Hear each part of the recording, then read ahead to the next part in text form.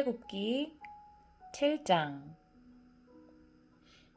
여호와께서 모세에게 말씀하셨습니다. 나는 너를 파라오 앞에서 마치 하나님과 같게 할 것이다. 그리고 내 형 아론은 너를 위해 대언자가 될 것이다. 내 형 아론에게 내가 너에게 명령한 모든 것을 말해 주어라. 내 형 아론은 파라오에게 이스라엘 백성을 그 땅에서 내보내라고 말할 것이다. 그러나 나는 파라오의 고집을 그대로 두고 이집트 땅에 많은 기적을 일으킬 것이다. 그럼에도 파라오는 내 말을 듣지 않을 것이다. 그때에 내가 더 큰 능력으로 이집트에 무서운 벌을 내리고 그런 다음에 내 백성 이스라엘을 각 무리대로 이집트 땅에서 인도해 낼 것이다. 내가 나의 큰 능력으로 이집트에 벌을 내리고 이스라엘 백성을 그 땅에서 인도해 낼 때야 비로소 이집트 사람들은 내가 여호와인 줄을 알게 될 것이다. 모세와 아론은 여호와께서 명령하신 대로 했습니다. 모세와 아론이 파라오에게 말을 했을 때 모세의 나이는 80살이었고 아론의 나이는 83살이었습니다. 여호와께서 모세와 아론에게 말씀하셨습니다. 파라오가 너희에게 기적을 요구할 것이니 그러면 모세는 아론에게 지팡이를 파라오 앞에 던지라고 말하여라.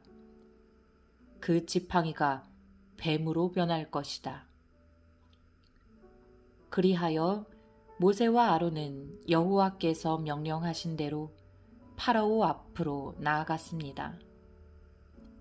아론은 자기 지팡이를 파라오와 그 신하들 앞에 던졌습니다. 그러자 지팡이가 뱀으로 변했습니다. 그때에 파라오도 자기의 지혜로운 자들과 마술사들을 불렀습니다. 이집트의 마술사들도 마술을 부려 똑같은 일을 했습니다. 그들이 자기 지팡이를 땅에 던지자 그 지팡이들이 뱀으로 변했습니다. 하지만 아론의 지팡이가 그 뱀들을 잡아먹었습니다. 그러나 파라오는 고집을 부리며 모세와 아론의 말을 듣지 않았습니다. 여호와께서 말씀하신 그대로였습니다. 여호와께서 모세에게 말씀하셨습니다. 파라오는 고집이 세서 백성을 내보내려 하지 않는다. 아침에 파라오가 나일강으로 나올 것이니 너는 가서 강가에서 그를 만나라. 뱀으로 변했던 지팡이를 가지고 가거라. 그에게 이렇게 말하여라. 히브리 사람들의 하나님 여호와께서 나를 왕에게 보내셨습니다. 주님께서 내 백성을 광야로 보내서 나를 예배할 수 있게 하라고 말씀하셨지만 지금까지 왕은 이 말씀을 듣지 않았습니다. 그러므로 여호와께서 이 일로 그분이 여호와라는 것을 왕에게 알게 할 것이라고 말씀하십니다. 보십시오. 내 손에 있는 이 지팡이로 내가 나일강의 물을 치겠습니다. 그러면 나일강이 피로 변할 것입니다. 강의 물고기들은 죽고 강물에서는 냄새가 나서 이집트 사람들이 나일강의 물을 먹지 못하게 될 것입니다. 여호와께서 모세에게 말씀하셨습니다. 아론에게 지팡이를 들어 이집트의 모든 강과 운하와 연못과 늪을 향해 손을 뻗으라고 하여라. 이집트 모든 땅의 물이 변하여 피가 될 것이다.